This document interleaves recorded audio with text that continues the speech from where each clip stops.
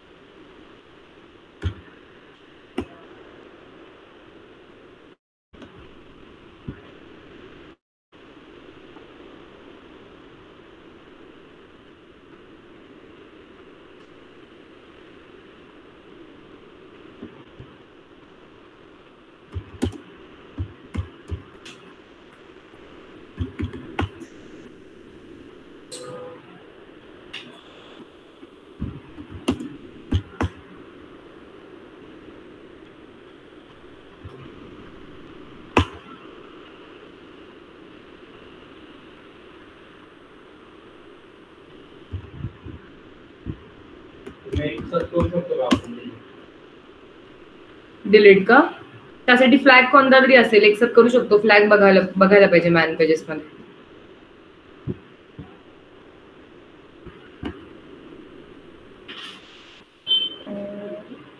ठीक आहे.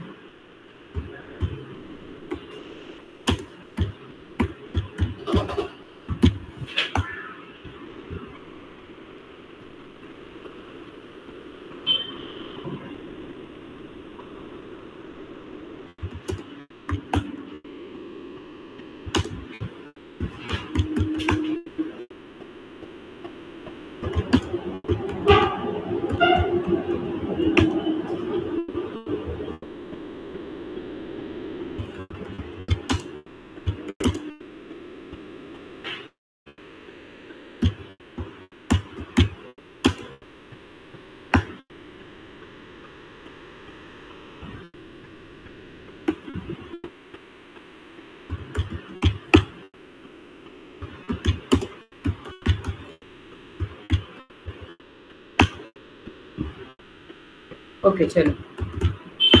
सो आपण काय करूयात आता, एक युजर ऍड करूयात. ठीक आहे. युजर ऍड केल्यानंतर त्याची डिफॉल्ट डिरेक्टरी कुठे क्रिएट होईल? /होम मध्ये क्रिएट होईल. ठीक आहे.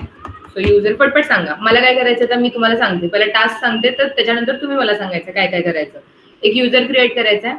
ठीक आहे. युजर क्रिएट केल्यानंतर त्याची आपल्याला डिरेक्टरी चेंज करायची आहे. सो ती डिरेक्टरी चेंज करण्यासाठी जी डिरेक्टरी आपल्याला कुठे चेंज करायची आहे रे, / मध्ये चेंज करायची आहे. ठीक आहे. त्याच युजरच्या नावाने आपल्याला / मध्ये डिरेक्टरी क्रिएट करायची आहे. काय काय केलं पाहिजे. आणि प्रत्येक वेळी जे जे आपण करणार आहे ते चेक करायचं. तुला चेक करण्यासाठी पण मला तुम्ही कमांड सांगायचे पटपट.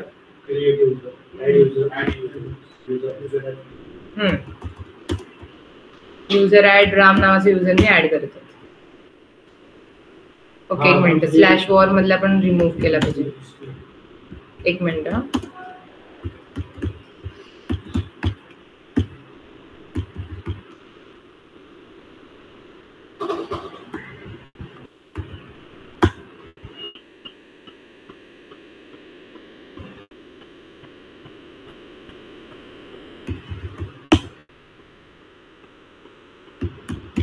हे काय आहे रे, कोणती डिरेक्टरी आहे ही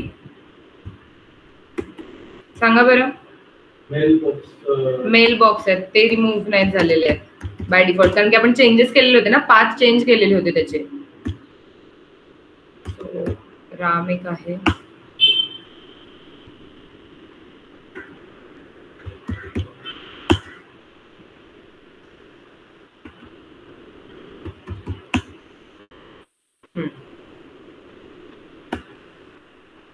ठीक आहे चलो. सो काय करणार आहे, युजर ऍड राम. अच्छा झाला का क्रिएट?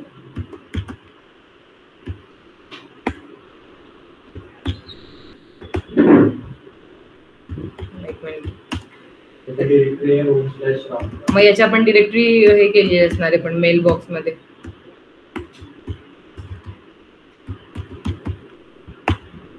येस एक मिनिट, मी आपल्याला रिमूव्ह करते थोडं, मी मग क्रिएट करूया.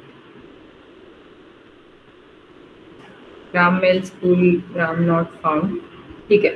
सो का बरं हा का मेसेज आला रे? हा का मेसेज आलेला आहे?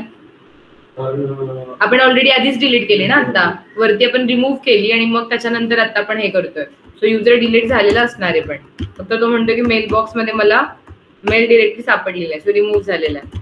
आता मी ऍड करते युजर ऍड राम. ओके, चलो पटपट बोला, कमांड बोला तुम्ही. आता कुठे झाली आहे? राम मध्ये झालेली आहे. आता काय करायचं आपल्याला?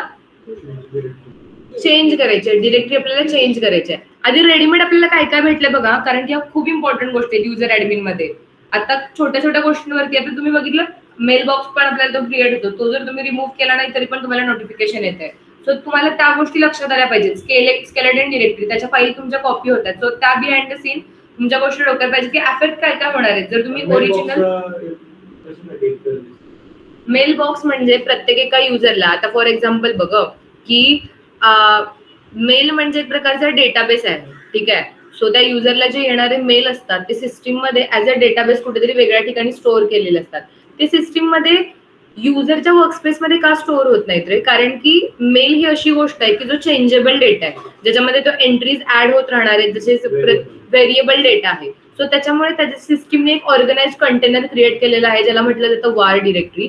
वार मध्ये आपण सगळा चेंजेबल डेटा स्टोअर करतो ना, म्हणून त्याच्यामध्ये सिस्टीम काय करते, प्रत्येक एका युजरसाठी एक सेपरेट चेंजेबल डेटा जो आहे तो सेपरेट चेंजेबल डेटा स्टोअर करण्यासाठी वार मध्ये तर स्टोअर करणार आहे, पण वार मध्ये पण त्याने एक स्कूल नावाची डिरेक्टरी क्रिएट केलेली आहे आणि त्याच्या आत काय असतं, प्रत्येक एका युजरचा फोल्डर असतो आणि त्याच्यात मेल स्टोअर होणार आहेत. मेल किंवा इव्हन तुझे लॉग्स पण असतात ना, लॉग्स आता प्रत्येक युजरचे वेगळे लॉग्स नसतात ना.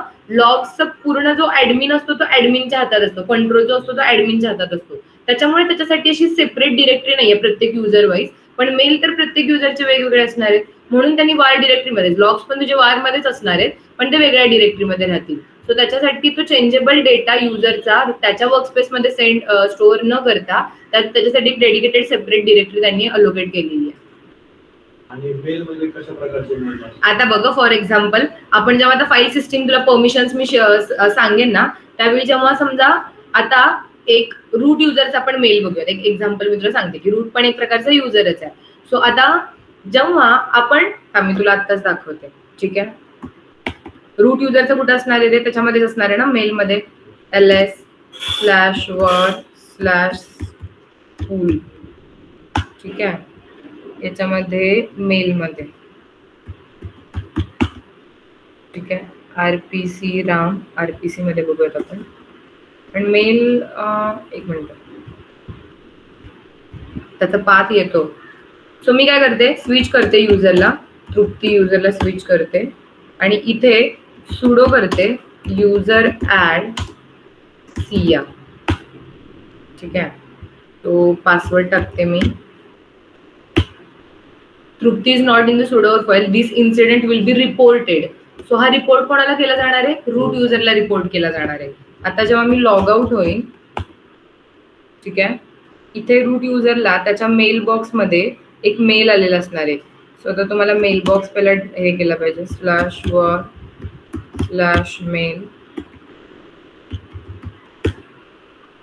You have a mail, you have a mail in /war/school/mail/root. तो रूट मध्ये तुम्हाला काय आहे रे, एक प्रकारचा मेल आलेला आहे, ठीक आहे. सो आता इथे जर आपण ls केलं, नाही आपण काय करायला पाहिजे होतं, कॅट करायला पाहिजे होतं.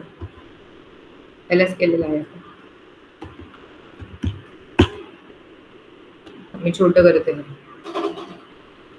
हे बघ इथं आलेलं आहे. या मेलमध्ये त्यांनी काय दिलेलं आहे रे, की कधी इन्सिडेंट झालेला आहे, कोणत्या सिस्टीम वरून झालेला आहे, कोणता युजर आहे ते पण दिलेलं आहे. thrupti@centos.localdomain auto generated. आणि त्याच्यानंतर मग काय केलेलं आहे, user not in sudo or files, but still त्यांनी कोणती कमांड फायर केलेली आहे, एसबिन डिरेक्टरी मधली युजर ऍड, आणि काय करायचा प्रयत्न करतो, सिया. सो बेसिकली जर तुम्ही ऍक्सेस करायचा प्रयत्न करताय, सो एक जस्ट एक एक्झाम्पल झालं हे मेलचं, ठीक आहे. सो अशा प्रकारचे तुमचे मेल्स येणार आहेत आणि हे चेंजेबल असणार आहेत ना, व्हेरिएबल असणार आहेत. आता नव्हती मगाशी रूट डिरेक्टरीसाठी नव्हती, पण त्याचा मेल आल्यानंतर त्याची फाईल क्रिएट झालेली आहे आणि सिस्टीमने तुम्हाला एक मेल दाखवलेला आहे की असं असं इन्सिडेंट रिपोर्ट झालेला आहे तुमचा. ठीक आहे.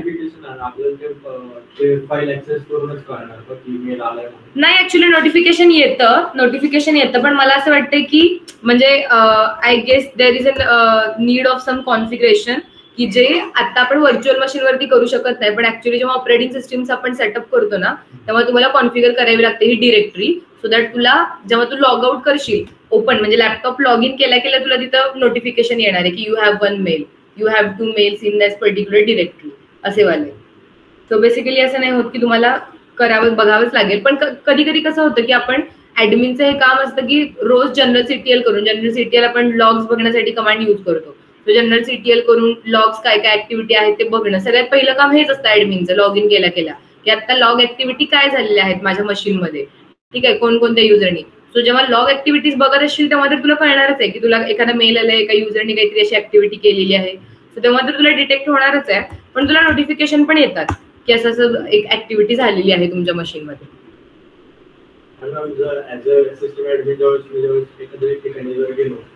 तर मला डायरेक्ट रूट युजरचा ऍक्सेस म्हणजे ऍज अ रूट युजरच नाही, लगेच ऍडमिन ऍक्सेस तुम्हाला कसं काय भेटेल? तुला ऍडमिन ऍक्सेस नाही भेटत लगेच. पहिले स्टार्टिंगला काय वर्क असतं? आता हे बघा, ऍक्च्युली म्हणजे मी कधी अजून लिनक्स ऍडमिन म्हणून आज वर्क केलेलं नाहीये, पण आता मी माझ्या AWS एक्सपिरियन्स वरून मी तुला सांगते, ठीक आहे. आता AWS वरती बघ, AWS पण खूप सेक्युअरली हँडल करणारी गोष्ट आहे, कारण की जर मी चुकून जरी एखादी सर्व्हिस किंवा एखादा डिप्लॉयमेंट, एखादी डेटा चुकून जरी माझे कॉन्फिगरेशन झाले तर त्यांचा शेकडोमध्ये खर्च नाही येतो, लाखोत खर्च होणारा लगेच आहे ना, कारण की एक्सपायरी डेट साठी आपण डेट चेंज नाही करू शकत कॉर्पोरेट मध्ये का? अच्छा, हे जस्ट डेटचे बाकी सगळा डेटा हे होणार आहे. हे जस्ट आपण प्रॅक्टिस पर्पज साठी करायला लागलो रे.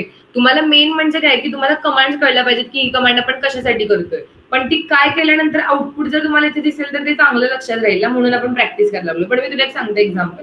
तो आता मला जेव्हा मी AWS वरती सुरुवातीला काम केलं, डॉकर आणि AWS वरती माझं काम होतं, सो त्यांनी मला आधी गेल्या पहिलं तर मला सगळे डॉक्युमेंटेशन रीड करायला सांगितलेले की आपल्याला ह्याच्यावरती काम करायचं किंवा हे काम करायचंय. सो मला बिनस्टॉक वरती काम करायचं होतं, म्हणून मग त्यांनी मला आणि टेराफॉर्म थ्रू मला रिसोर्सेस त्यांनी सांगितलेले की आता तुला टेराफॉर्म थ्रू रिसोर्सेस नाही डिप्लॉय करायचे, आता फक्त तुला काम करायचं आहे, म्हणजे AWS कन्सोल थ्रू तुला डिप्लॉयमेंट करायचे. सो हे डॉक्युमेंटेशन रीड कर. आणि इंटरव्ह्यू पण आपला त्याच बेसिस वरती होतो ना की कशा कशा सर्व्हिसेस काय येतात.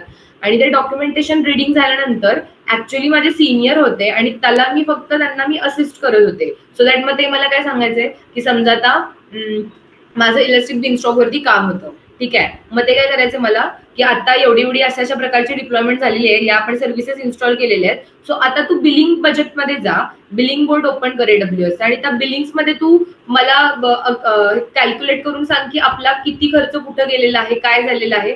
आणि तो जेव्हा मी ह्याच्या आधी कधी बिलिंग बोर्ड बघितलंच नव्हते, कारण आपण AWS करताना बिलिंग बोर्ड कशाला बघतोय ना की कसा ग्राफ कसा वरती जातो खाली जातो. सो मग त्यांनी मला ती रीड करण्यासाठी दिलेले डॉक्युमेंटेशन की how to run the billing boards on the AWS.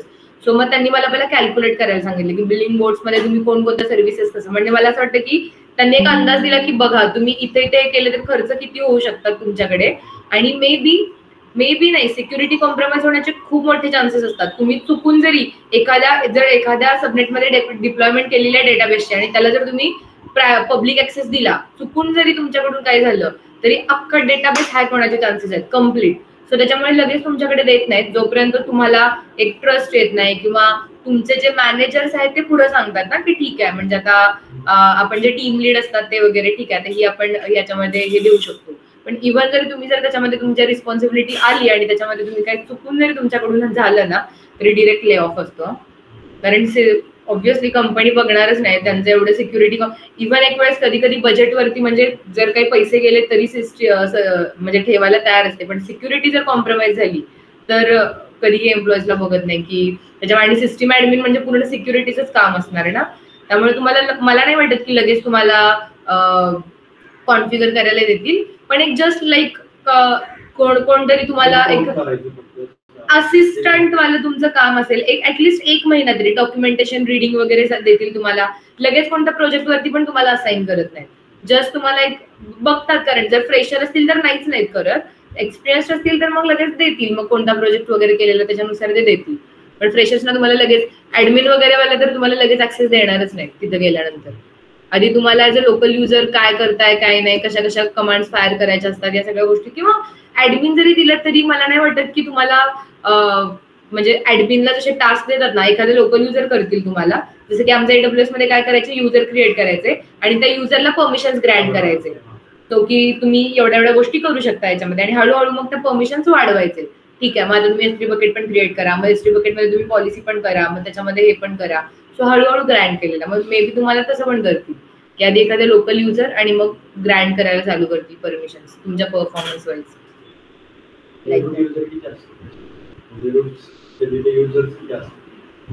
Users आता इट डिपेंड्स की एका आता कसं असतं माहिती का, कधी कधी तुझा सर्व्हर कोणता आहे, ठीक आहे, तुझी टीम किती आहे, त्या सर्व्हरवरती काम करणारे लोक किती आहेत त्याच्यावरती पण डिपेंड असणार आहे.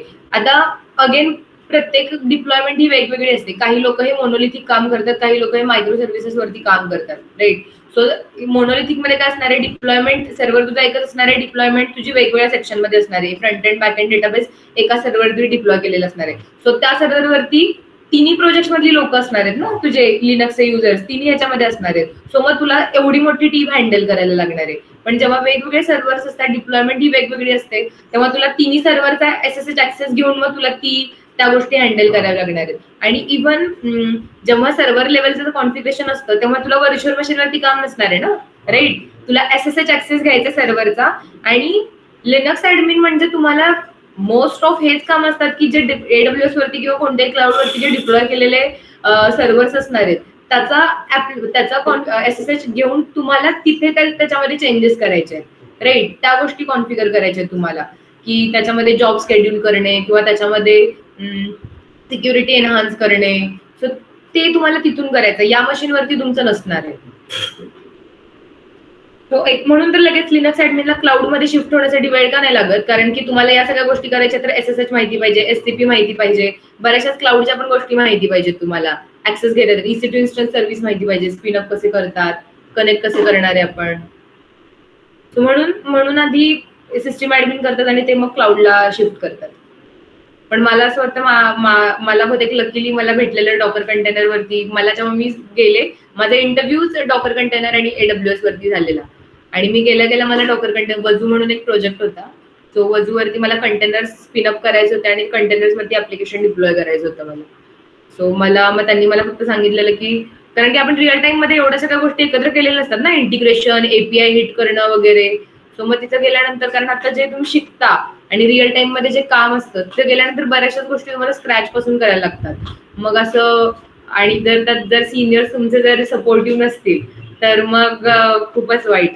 मग तुम्हाला सगळ्या गोष्टी रिसर्च, R&D डेडलाईन्स, म्हणजे तुला सुरुवातीला परफॉर्मन्स प्रेशर असतंच ना रे, कारण तुला हायर केलंय, तुला काहीतरी टास्क दिलेला आहे आणि तो तुला परफॉर्म करायचा आहे. एकतर आपल्यासाठी हे कॉर्पोरेट एन्व्हायरमेंट सगळं नवीन असतं, आपण कधीच तिथं असं बिलॉंग केलेलं नसतं, आणि त्याच्यामध्ये मग हे सगळं अडॅप्ट करायचं त्याच्यानंतर. आणि एकतर ती कॉर्पोरेट आपल्याला पॉलिटिक्स माहिती नसते, कॉर्पोरेट लँग्वेज आपल्याला कळत नसते सगळं गेल्यानंतर तिथं, जर तुम्ही फ्रेशर असाल तर.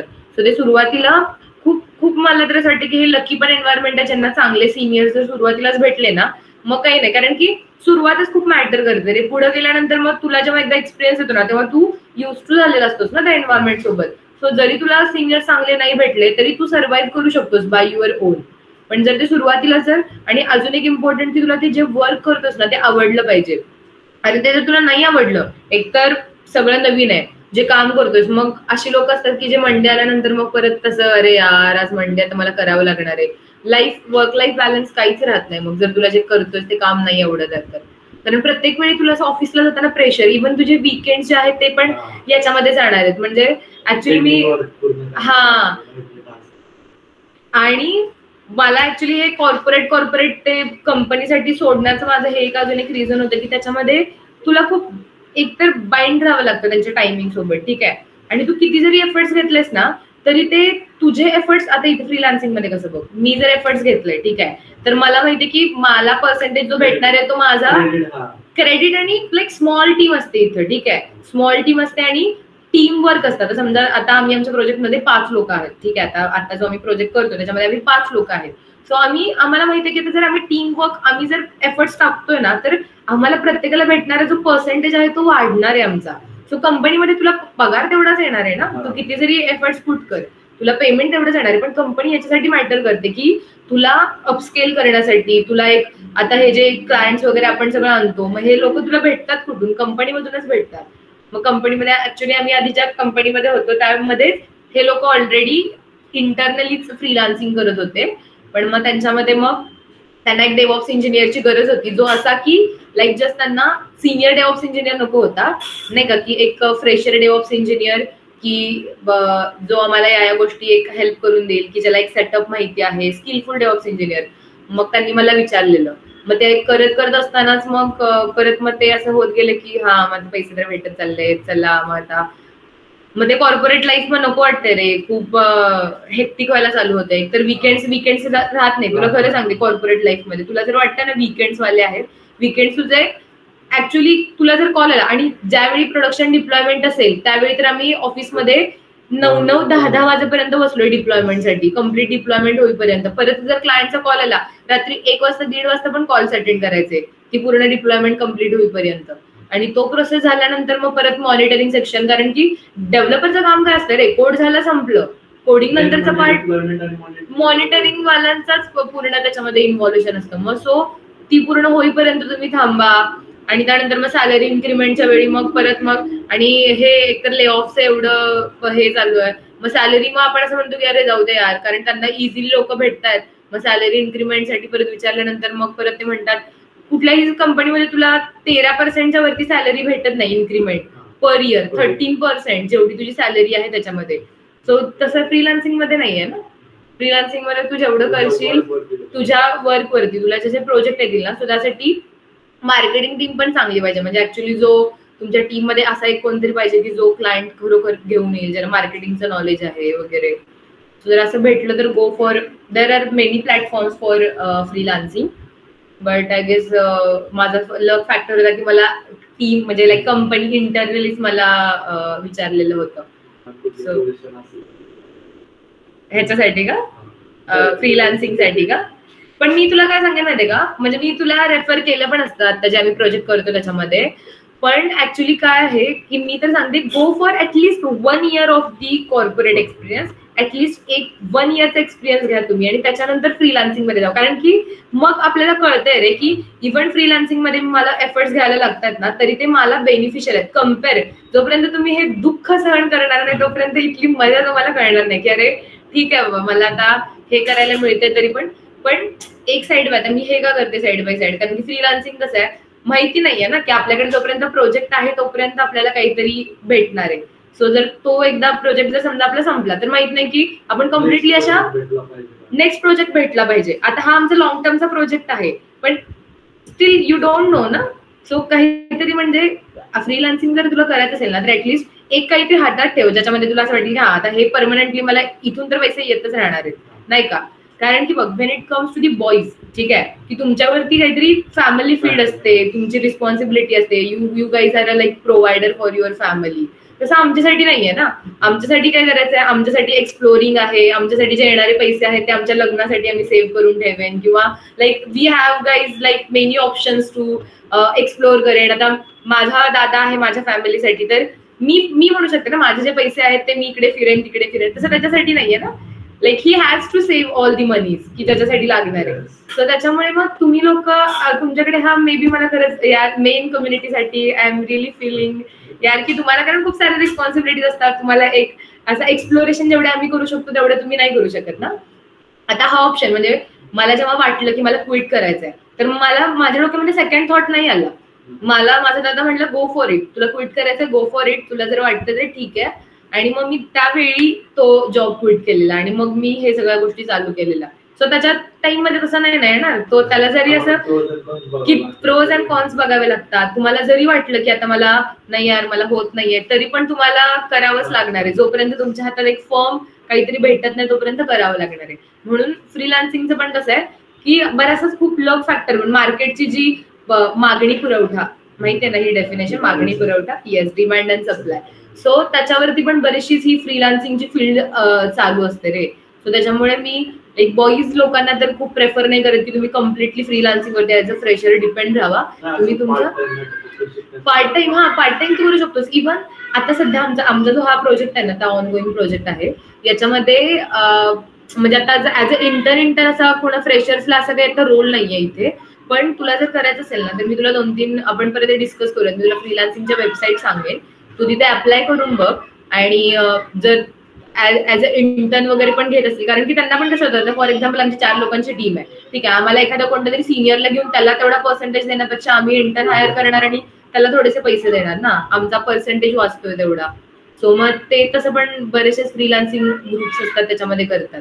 आणि मे बी पुढे जाऊन जर तुमचा प्रोजेक्ट एवढेच तुमचे चालू झाले तर मग हे 4 लोक स्टार्टअप क्रिएट करतात, नाही का. मग स्टार्टअप मध्ये मग थोडी ती कंपनी मोठी, कारण की लोकांनी डिप्लॉयमेंट परवडतीये रे. क्लाउड वरती सगळी डिप्लॉयमेंट आहे, त्याच्यामुळे काही स्वतःचे जास्त खर्च करण्याची गरज नाहीये ना. फिजिकल इन्फ्रा इन्व्हेस्टमेंट काहीच नाहीये. कॉलेज फ्रेंड्स होते, त्यांनी इन्व्हेस्टमेंट केली आणि स्वतःची हे चालू केली, नाही का, स्टार्टअप चालू केले. 9 स्टेप्स म्हणून फ्लुटर डेव्हलपर वगैरे. Okay see. सो आणि ऍक्च्युली कसं होतं माहिती आहे का, जेव्हा हे असे आपण सगळ्यात आता समजा आपण 4 लोक आहेत, 4 फ्रेंड्स आहेत आणि आपण ही कंपनी चालू केली आहे ना रे, त्याच्यामुळे कोण असं म्हणत नाही की अरे मला सुट्टी पाहिजे किंवा आज मला. प्रत्येक जण तेवढे डेडिकेशन देऊन करतात, कारण की प्रत्येकाला माहित असतं की मी त्या एफर्ट्स पुट केले तर मला पैसे भेटणार आहेत म्हणून चांगले.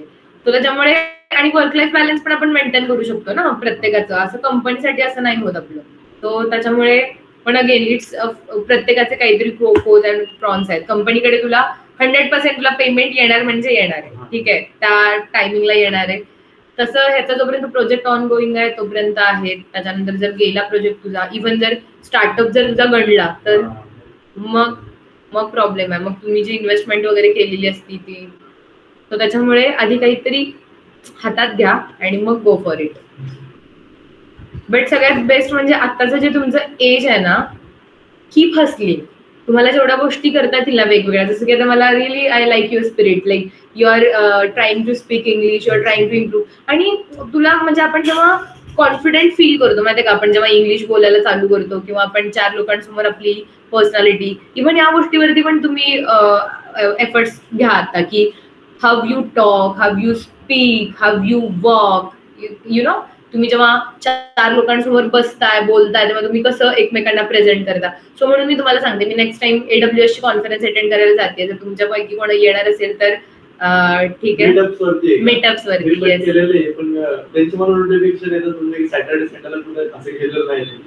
चालेल मग नेक्स्ट टाइम माझ्यासोबत. मी आताची अपकमिंग AWS ची मीटिंग आहे, युजर ऍडमिन आहे आय गेस त्याच्यावरती. आता जो आपला टॉपिक चाललेला आहे ना, त्याच्यावरती काहीतरी ते बोलणार आहे. सो त्यांनी अजून लोकेशन अपडेट केलेलं नाहीये, पण 25 किंवा 26 ऑगस्टला आहे.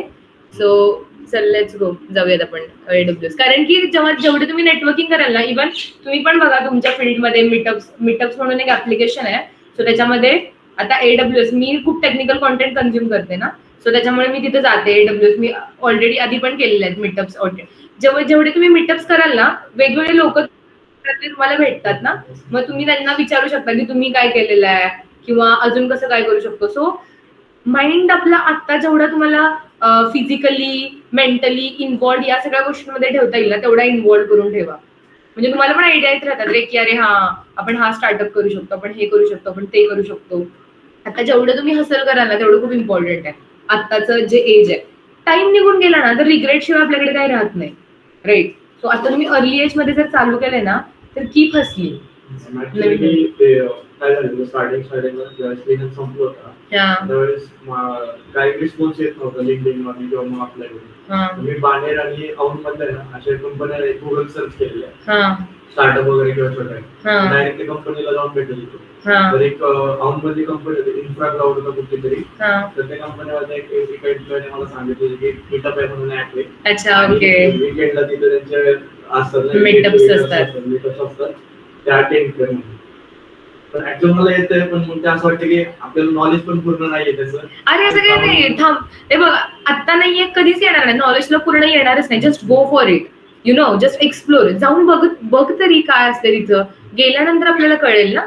जाऊन ऍटलीस्ट बघूया की काय असतं काय नाही. मी पण आधी सुरुवातीला म्हणजे माझा दादा खूप माझ्या लाईफमध्ये एक यु नो एक गाईड देणारा व्यक्ती ठरलेला आहे, कारण की त्यांनी तो AWS कम्युनिटी बिल्डर होता. कारण त्याने पण असंच केलेलं, त्यांनी सुरुवात अशी सिडॅकनी केली, त्यानंतर तो एका कंपनीमध्ये प्लेस झाला, पण त्याला असं खूप वाटत होतं की तो त्याच्या वर्कपेक्षा खूप कमी पे त्याला होतोय आणि तो जे काम करतोय.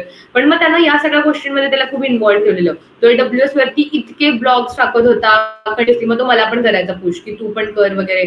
कारण माझं जे बॅकग्राऊंड आहे ते BSc मायक्रोबायोलॉजी. सो बेसिकली मग मला तर खूप कम्प्लीट असा तो स्विच होता ना माझा, बायोलॉजीवरून इकडे यायचं म्हणजे. मग तो मला म्हणत होता की हा कम्युनिटी बिल्डर आपल्यासाठी IT कंपनी बघत नाही ग, बॅकग्राऊंड काय आहे, तू जेवढी इन्व्हॉल्व्ह राहशील ना. सो मग तो मला अटेंड करायला घेऊन जायचा त्याच्यासोबत AWS. मला तर सुरुवातीला काहीच करायचं, मला इतकं बोर व्हायचं, मी फक्त स्नॅक्स खायला जायचे तिथं.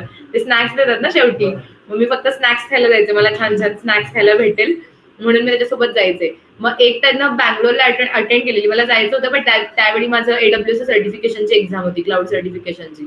मग त्यामुळे मी ते अटेंड करू शकले नव्हते. पण मग त्याच्यानंतर मी आता पुण्यात आल्यानंतर आत्ताची पण होती, पण आता मला जमलं नाही, सॅटर्डेचं लेक्चर होतं त्याच्यामुळं AWSची. पण आता जी थर्सडेला आहे ती गुरुवारी आहे आणि 5 ते 7 वाजता आहे. सो आपलं त्या लेक्चर पूर्ण माझं जमतच ना, मी ऑफ टाइम असते, सो तेव्हा मी अटेंड करू शकते. सो थर्सडेला आहे 25 किंवा 27ला आहे कधीतरी, आता ऑगस्ट मध्ये. त्यांनी लोकेशन अजून अपडेट केलेलं नाहीये, पुण्यामध्येच राहील ती. सो पुण्यामधले असलेल्याच मी अटेंड करते. आणि तिथं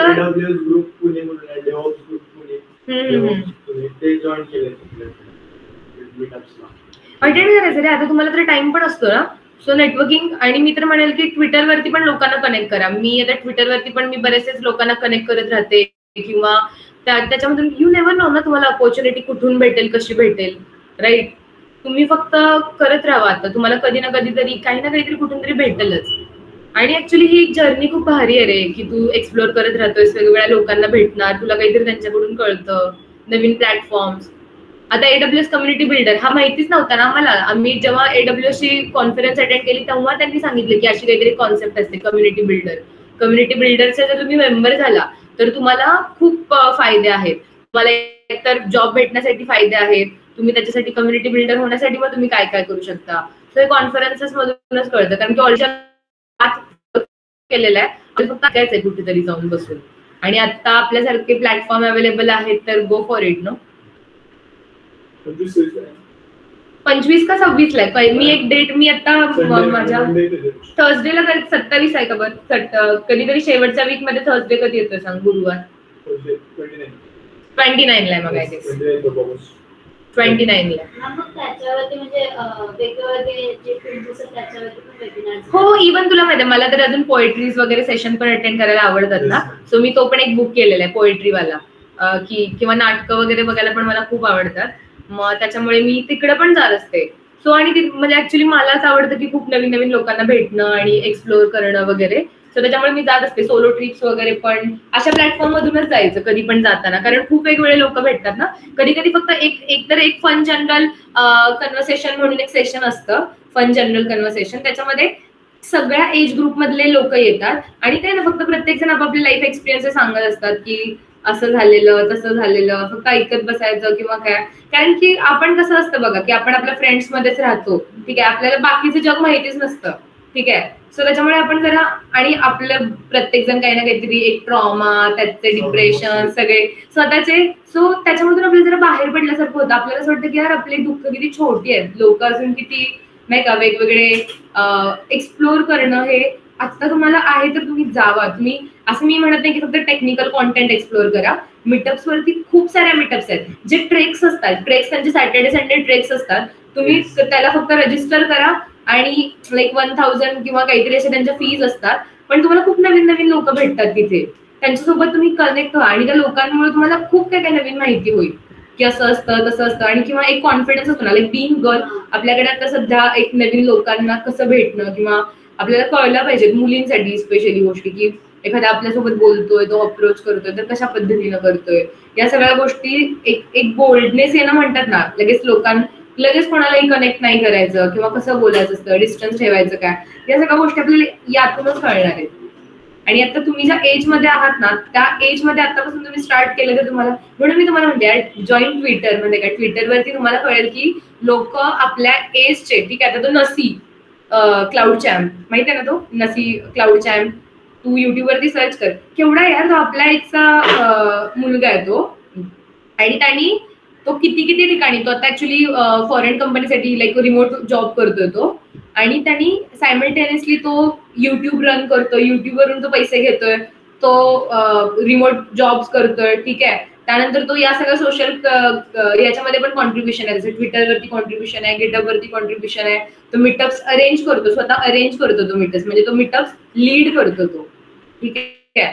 सो तुम्हाला पण असं, जेव्हा तुम्ही इथं खाली बसाल तेव्हा तुमची असे ड्रीम येईल ना की मला लीड करायचं आहे. जोपर्यंत तुम्ही इथं बसत नाही तोपर्यंत तुम्हाला कसं येणार आहे. सो त्याच्यामुळे go and explore as many things as possible.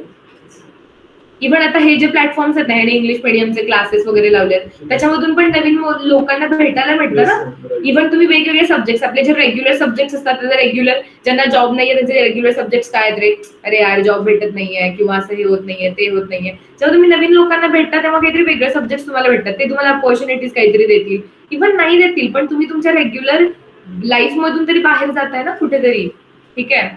घरी बसून बसण्यापेक्षा एक तासभर 2 तास तुम्ही बाहेर जावा आत्ताच्या ह्याच्यामध्ये, कारण की ही जी प्रिपरेशनची जी फेज आहे ना, ती जरा ड्रेनिंग आहे,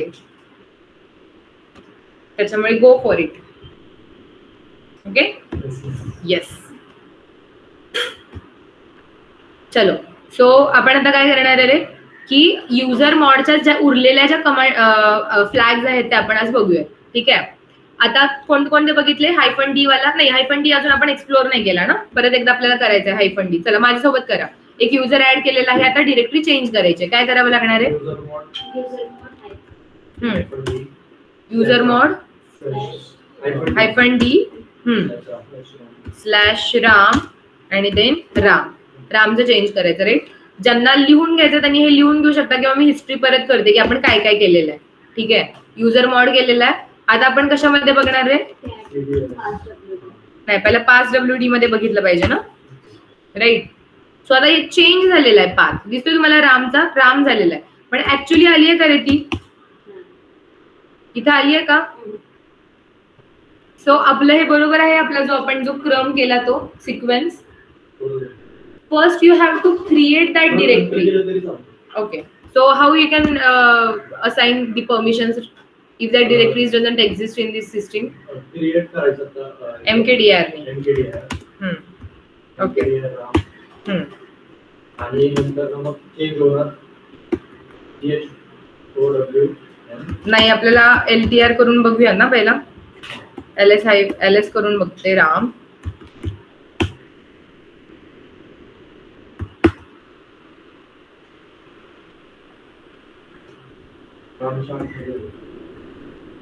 ls -l करावं, ls राम.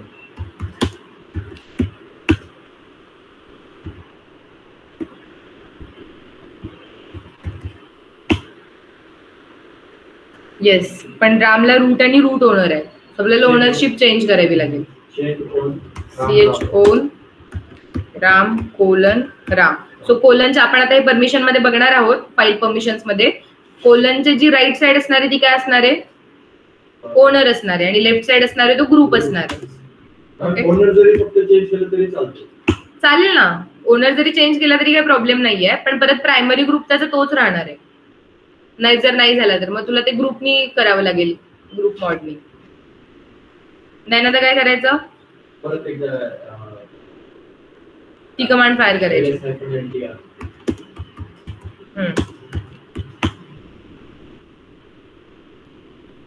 आणि तो टोटल दाखवतो, राम. ठीक आहे. आता झालेलं ओनरशिप चेंज झालेली आहे, आता काय करावं लागेल, स्विच युजर राम. आता काय करावं लागणार आहे, cd स्केल. ls-a, ठीक है, cp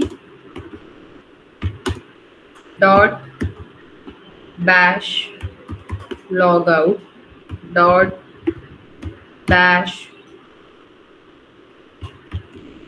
profile dot bash. Yes, जी याच्यामध्ये करतोय रेड मध्ये. हा, स्केल फाईल कॉपी करायची गरजच नाही. मग मी तुला तेच सांगतेय, तेच तोच आहे रेड हॅटचा सर्व्हर. जर तू कॉन्फिगर केलास ना तर तुला रेडीमेड गोष्टी खूप साऱ्या सिस्टीम कडून भेटतात. इथे बघ आता हा प्रॉब्लेम असता तर तुला तिथे आला नसता. ठीक आहे, सो म्हणून आपण हे जे व्हर्च्युअल मशीन वरती करतो ना, मॅम पण बोलला ना की बरेचसे आता इव्हन आता फाईल परमिशन्स वाले इश्यू आहेत ना, ते तुम्हाला बरेचसेच तिथे येणार नाही जे आपल्याला इथे फेस होणार आहेत. पण हे तुम्हाला प्रॉब्लेम्स ऍक्च्युअली तुम्ही तिथे फेस करताय इंडस्ट्रीमध्ये. सो त्याच्यामुळे आता बघ ना, हे सीपी जर करायला लागलं, कारण सर्व्हर आता EC2 इन्स्टन्स वरती, EC2 इन्स्टन्स सर्व्हर कॉन्फिगर का रेड हॅटचा सर्व्हर कॉन्फिगर असेलच असं नाहीये ना. जी तुला फॅमिली भेटणार आहे, जो त्यांच्याकडे ऑपरेटिंग सिस्टीम असणार आहे त्याच्यावरती तुला करावं लागणार आहे. तिथे काय सर्व्हर ऑलरेडी हे नसणार आहे, क्रिएटेड नसणार आहे तुमचा. तर म्हणून मग याच्यासाठी आपण हे करायचं. ठीक आहे, आता काय करावं लागेल, लॉग आउट करावं लागेल. आता then switch user -ram, right, pwd/ram.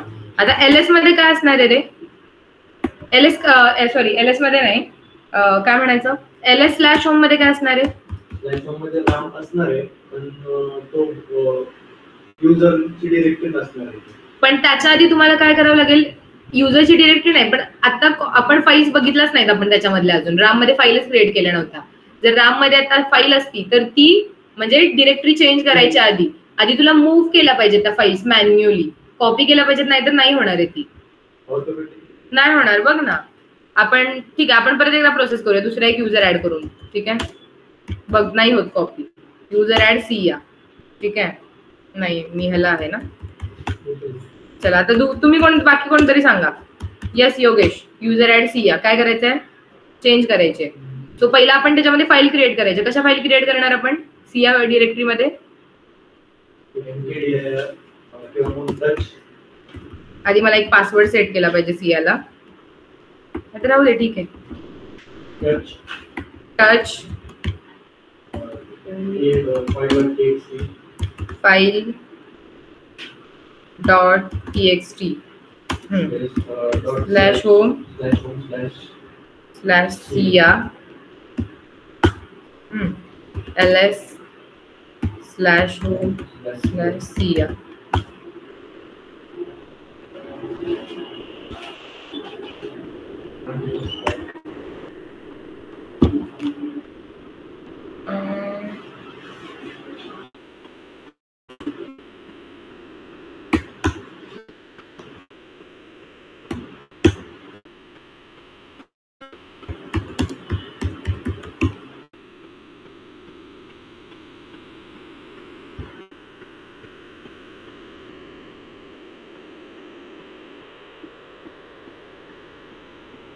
अरे नाही, मला असं वाटतंय की आपल्याला इथे फाईल, अरे आपण सोर्सचा पाथ कुठे द्यायला लागलोय, सोर्सला पण दिला पाहिजे ना,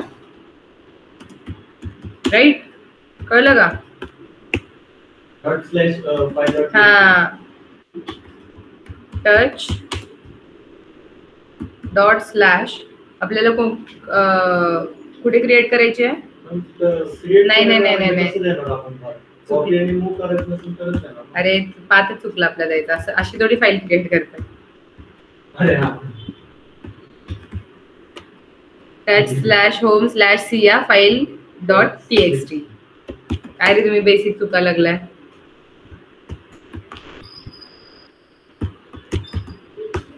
येस, ओके. सो आता चेंज करायची. बोला पटपट, काय करणार, user mod -d /sia. Okay, आता ls/etc/passwd, ls नाही cat.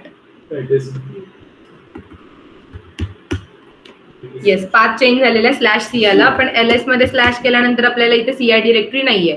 ठीक आहे, सो मी काय करते आता, mkdir mkdir/sia. Okay, ls slash Siya झालेला आहे क्रिएट. आता काय करायचं, आता ओनरशिप चेंज करायची आपण. ch own Siya colon Siya. ठीक आहे, कोणत्या युजरची करायची, सिया डिरेक्टरीची करायची आपल्याला. ठीक आहे, आता स्विच युजर कुठं करूयात रे. ठीक आहे, switch user Siya cd/etc/scale.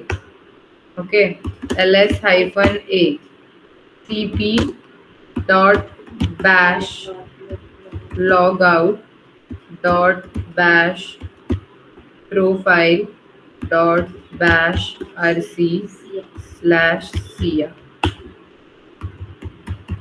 logout switch user -cia. ठीक आहे, pwd सिया ls बघ. सो तुला मॅन्युअली करावं लागणार आहे त्या फाईल, पहिला मूव्ह कराव्या लागणार आहेत. सो मूव्ह करण्यासाठी काय करावं लागणार आहे, जर अजून 2-3 फाईल्स आपण इथे क्रिएट करूयात. कुठे, याच्यामध्ये जी याची होती ना डिरेक्टरी, touch/home/sia/file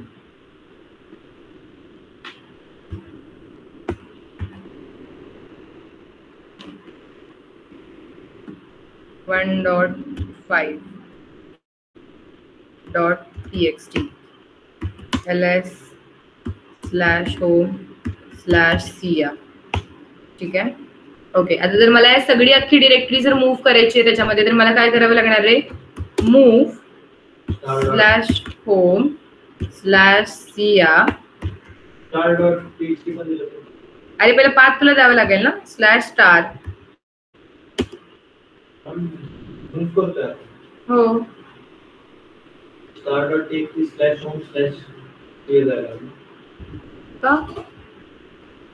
अरे अख्खी डिरेक्टरी मूव्ह करायला लागलो आपण, अख्खी डिरेक्टरी मूव्ह करतोय राईट.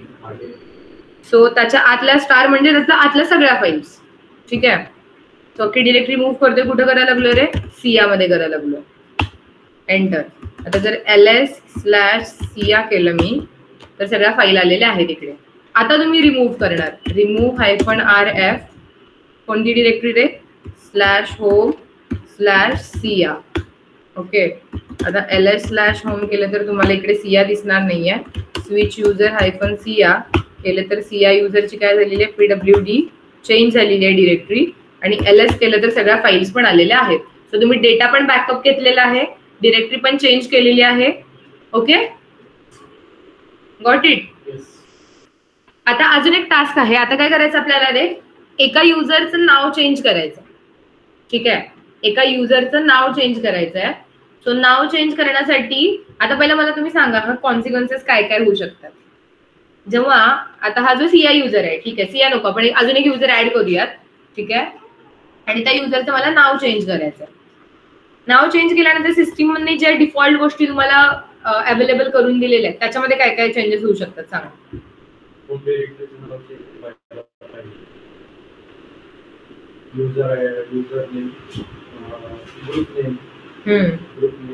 बरोबर.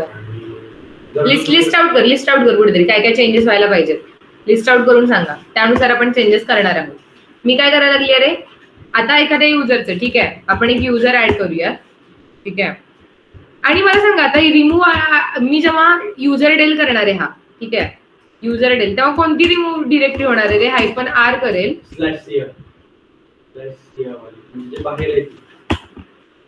user del cia is currently used by process 658. आणि टर्मिनल बंद करून जेव्हा स्टार्ट करतो ना युजर डिलीट झाला की टर्मिनलचे प्रोसेस. आय गेस मग मला असं वाटतं की टर्मिनलची प्रोसेस आहे, म्हणजे टर्मिनल प्रोसेस म्हणजे जेव्हा आपण डिरेक्टरी चेंज करतो ना तेव्हा काहीतरी सिस्टीम बॅकग्राऊंडला सिस्टीम काहीतरी चालू असणार आहे, डेमन प्रोसेस काहीतरी चालू असणार आहे, रन असणार आहे. तर त्याच्यामुळे हे प्रॉब्लेम्स येतात. किल पण नाही केलं, फक्त टर्मिनल बंद करून स्टार्ट केलं. मग टर्मिनल किल केलास, तेच केलंस ना, मी फक्त कमांड लाईन थ्रू करते, तू जी केलंस.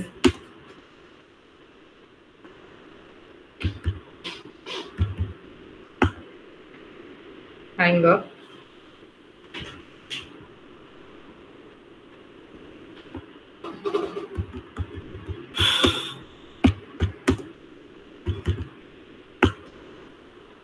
झालेला. ओके चलो. सो आता एक आपण युजर ऍड करायचं. मला काय करायचं ते युजरचं नाव चेंज करायचं. ओके मला कोणी प्रश्न विचारलेला रे आधी युजरचं नाव चेंज करू शकतो का? कोणीतरी विचारलेलं ना क्वेश्चन. तुम्ही टास्क दिलेलं कुठलं तरी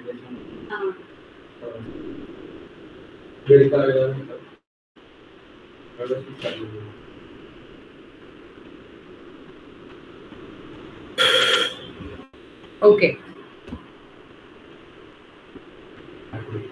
सो बेसिकली अजून एक उद्या सुट्टी असेल नाही का तुम्हाला? ठीक आहे. उद्या कोणता वार आहे? गुरुवार.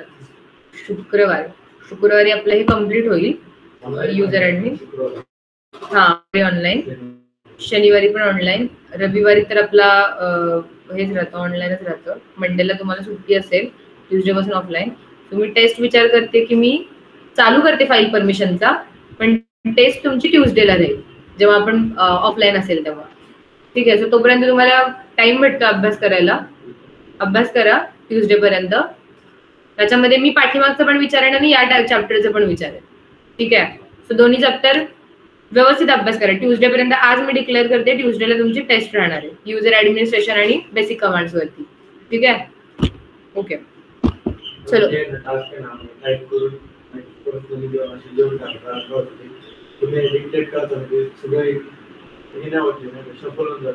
ठीक आहे. मग मी एक काम करते टेस्टच्या आधी मी टास्क लिहून आणते तुम्हाला. ठीक आहे प्रत्येकासाठी जे. हा ठीक आहे ठीक आहे चालेल. काय काय टास्क असतील ते. ओके ठीक आहे. चलो. युजर डेल हायफन आपल्याला ऍड करायचं कोणतं तरी. का युजरचं नाव सांगा. श्याम. चलो नाव चेंज करायचं आपल्याला. श्यामचं काय करूया. काय काय झालं रे बाय डिफॉल्ट काय काय आलेलं आहे.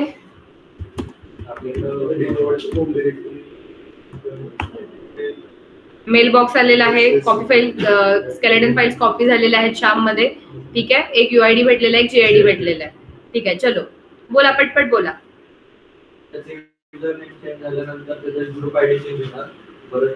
स्केलेटन फाईल मध्ये काही चेंजेस नव्हते. आपल्या मेल बॉक्स मध्ये जी फाईल आहे ती चेंज व्हायला पाहिजे. आणि अजून होम डिरेक्टरीचे ते चेंज होईल.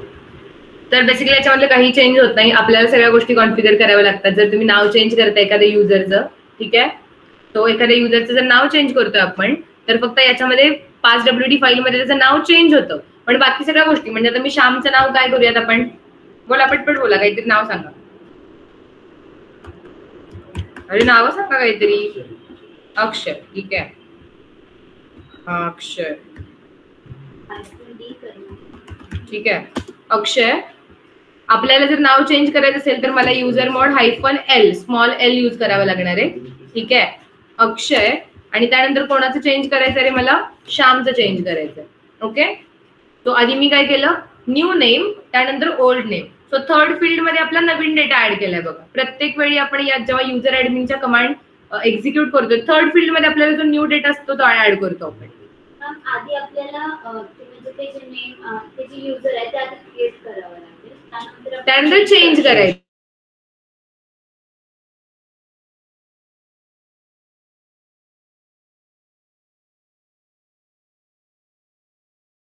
करायला लागलो ना आपण.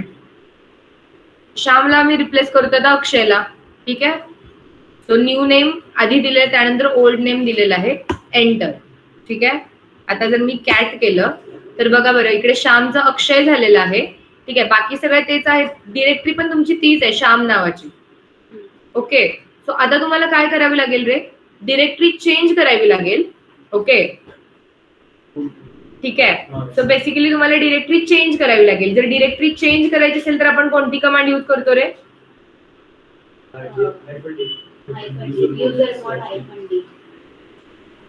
So usermod okay -D. -D ला आपण कोणती करणार आहे रे /home/अक्षय, राईट, अक्षय करणार आहे. -m आणि त्या कोणाचं करायचं आपल्याला, कोणाला मूव्ह करायचंय,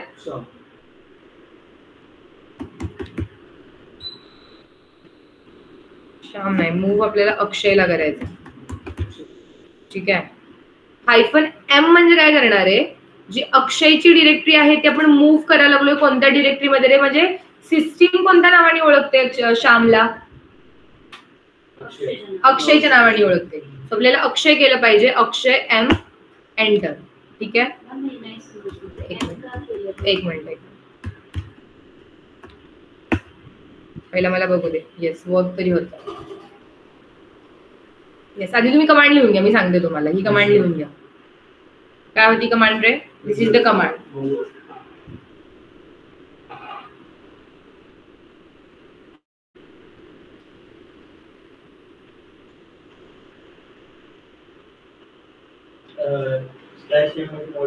move and rename. Move and rename.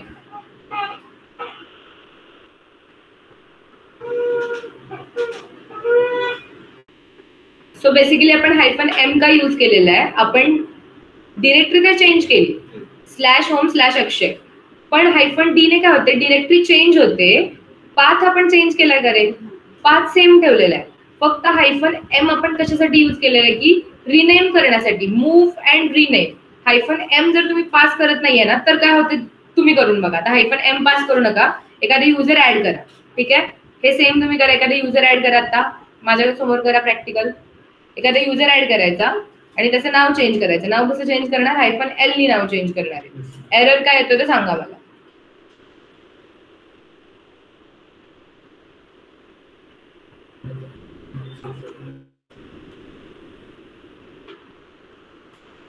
त्याचा ग्रुप चेंज झाला का रे बरं अक्षयचा, बघा बरं. जर मी बघितलं ग्रुप कशाने बघणार आहे आपण, ग्रुप्स अक्षय, ग्रुप्स अक्षयने बघतो ना.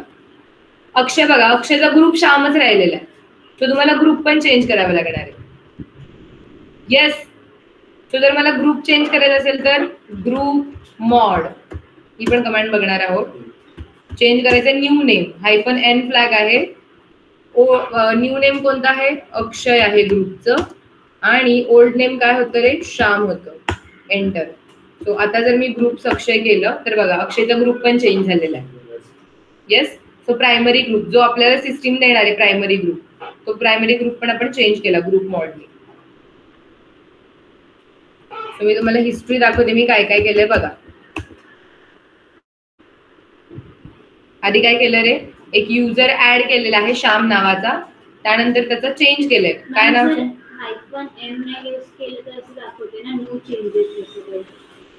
कारण की तू तोच पाथ करतेस. नो चेंजेस म्हणजे ऑलरेडी सिस्टीमला जेव्हा तू चेंज केलेला आहेस ना, सिस्टीमला कळतच नाहीये की त्याच्यामध्ये कशामध्ये चेंजेस करायचे आहेत. सिस्टीमला जे ओल्ड नेम आहे ते डिटेक्ट करते. सो तुला रिनेम करण्यासाठी एक फ्लॅग पास करावं लागेल आणि सांगावं लागेल की मूव्ह अँड रिनेम. तर त्याच्यामुळे तुला -m फ्लॅग पास करावं लागेल.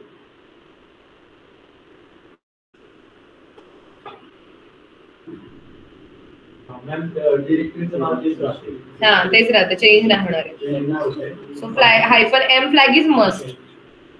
सो हे असे काही एक्सेप्शन्स आहेत, त्याची प्रॅक्टिस करा तुम्ही, ते लक्षात ठेवा. ठीक आहे. काय झालं, युजर परत. अच्छा, तुम्ही पहिल्यांदा तुम्ही एंटर केला आणि परत आता -m पास केलं का, सो तो ओव्हरराईड करू शकत नाहीये, ओव्हरराईड चेंजेस करू शकत नाहीये. सो एक काम करा की cat/etc कोणीतरी काय स्क्रीन शेअर करा रे.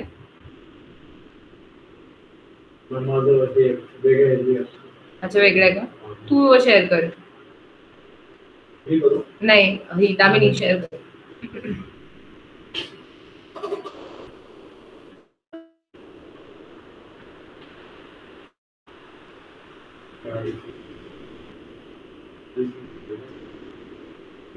जरा ते हे करणार, फॉन्ट वाढव. तुमच्या सगळ्यांची, तुझी पण छोटा लॅपटॉप असेल तर माझी स्क्रीन तुम्हाला मोठी दिसते ना रे.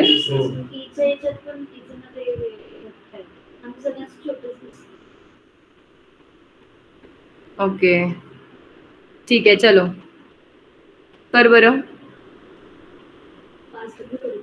-m केलं, युजर मॉड नो चेंजेस. आता कॅट कर बरं, cat/etc passwd झाली ना, चेंज झाली ना. कारण की परत एकदा दाखव मला ते, वरती स्क्रोल अप कर.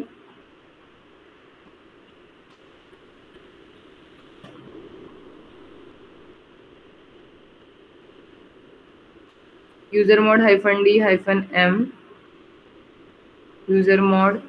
अच्छा तुम्ही काही मॉडिफाय केलं नाही रे, जस्ट रिनेम केलं ना. डिरेक्टरी चेंजेस नाही झाली ना, अक्षयची डिरेक्टरी चेंजेस नाही झालेली. ऑलरेडी तुम्ही एंटर केलं ना, सो डिरेक्टरी तुम्ही चेंज केली. ठीक आहे, म्हणजे मॉडिफाय तुम्ही केलं ऑलरेडी. आता युजर मॉड मध्ये काय केले चेंजेस झालेले नाहीये, जस्ट रिनेम झालेलं आहे. त्याचं नाव फक्त रिनेम झालेलं आहे. तिथं अक्षयच्या जागी काय आलेलं आहे रे, श्यामच्या जागी तुम्ही कोणता जो युजर केलेला आहे तो अक्षय आलेला आहे त्याच्या जागी. तो युजर मॉड ची एक्झिक्यूट झालेली आहे फाईल, पण त्याच्यामध्ये काही चेंजेस नाही झालेले. ओके माझ्या त्याला डिरेक्टरीज असाइन केली, म्हणजे मी काय केलं होतं, डिरेक्टरी चेंज केली, पण पास नव्हतं काय.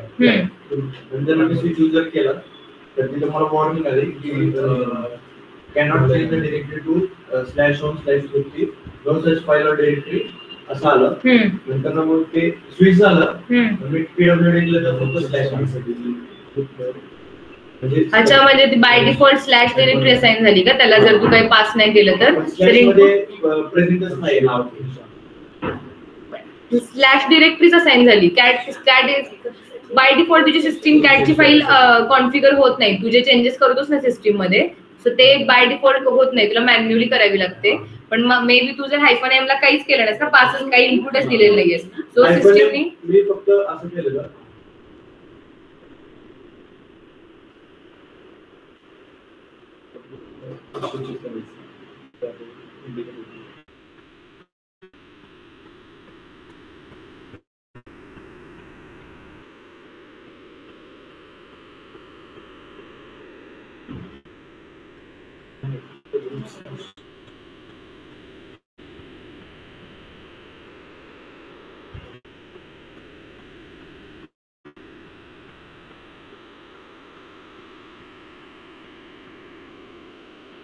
तुझा साऊंड ट्रॅक कॅफे माहितीये ना तुला ते.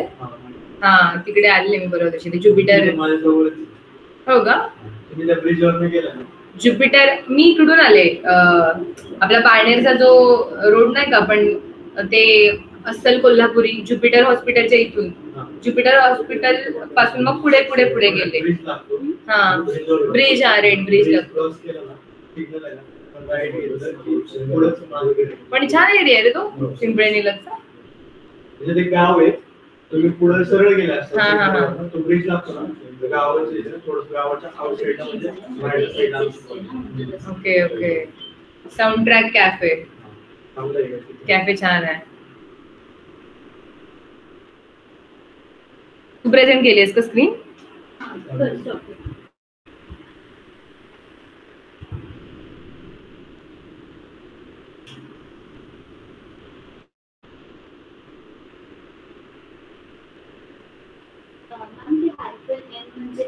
Move and rename.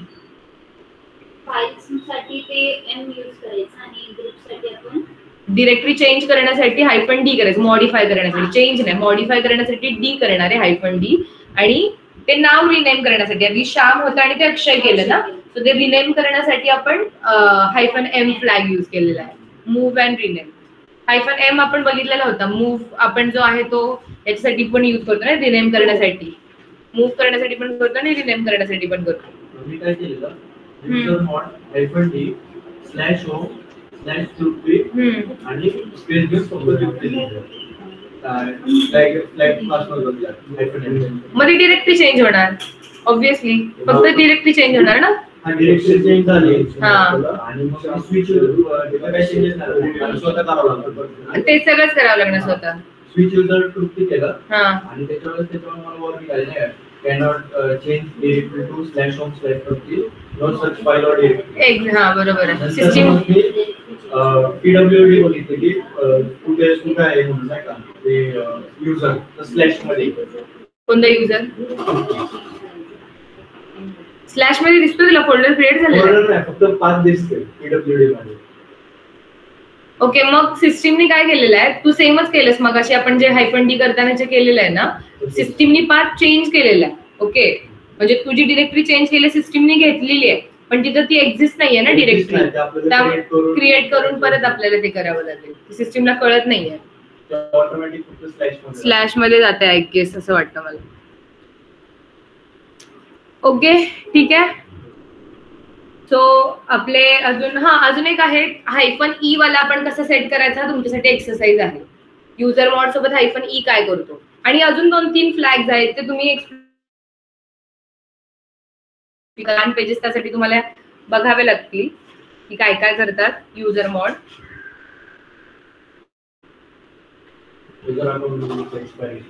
एक्सपायरेशन कोणकोणते किती प्रकारे आपण एक्सपायर करू शकतो ना युजर अकाउंट, जेवढे आपण बघितलेले आहेत त्याच्यानुसार सांगा बरं. चेंज -e कॅपिटल ई आणि डेट पास करावं लागतं त्याच्यामध्ये. डेट नाही सेट होत. कशाची? Expiration date. नाही एक्सपायरेशन डेट सेट होत नाही चेंजला. चेंज -e ला होते, डेज तुला इनॅक्टिव्ह साठी पास करावे लागतात. -e ला होते. -e ला नंतर मग अजून कशाने करू शकतो? युजर मॉड -e तिथं आता बघावं लागेल डेट टाकून कुठल्या युजरचं ते. अजून कशासाठी होते रे?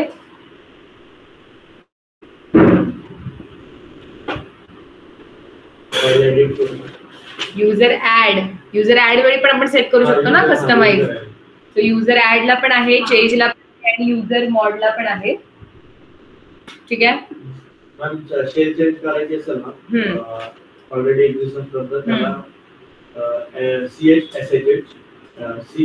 शेल म्हणजे टाइप चेंज करायचं असेल तर, पाथ चेंज करायचं असेल तर, नो लॉगिन करायचं असेल ना, CHSH -S आणि तो पाथ द्यायचा आणि युजरचं नाव चेंज करायचं असेल, ऑलरेडी एक्झिस्टेड युजर असेल युजर मॉड सोबत का? नाही, कमांड वेगळी SH म्हणजे अजून एक तू ऑप्शनल कमांड सांगतोस काही? CHSH -S पुढे path. Okay change shell CHSH. Okay पण ऑलरेडी एक्झिस्टेड युजर आहे ना, त्याचं चेंज करायचं. सो आज आपल्या अजून एक राहिलेलं आहे, ते आपण आता परवाच्या लेक्चरला बघूया. अजून ठीक आहे, 2-3 ऑप्शन्स राहिलेले आहेत. एक लॉक कसा करायचा, लॉक केल्यानंतर काय होतं, अनलॉक कसा करायचा, त्याच्यासोबतच्या पण 2-3 गोष्टी आहेत त्या आपण परवाच्या लेक्चरला डिस्कस करूया. ठीक आहे. ओके. इथे मी आता युजर मॉड -e केलं आणि अक्षय आणि श्याम केलं, तर तिथे इनव्हॅलिड डेट अक्षय येते. काय इनव्हॅलिड डेट अक्षय काय केलेलं असतं युजर मॉड -e अक्षय आणि श्याम. अरे कारण तू डेटच नाही टाकलीस ना, तू काय करायला लागलीस? -e नी तू डेट ओके डेटच नाही टाकलीस ना, आता कोणाची करायला लागलीस ते कळते का?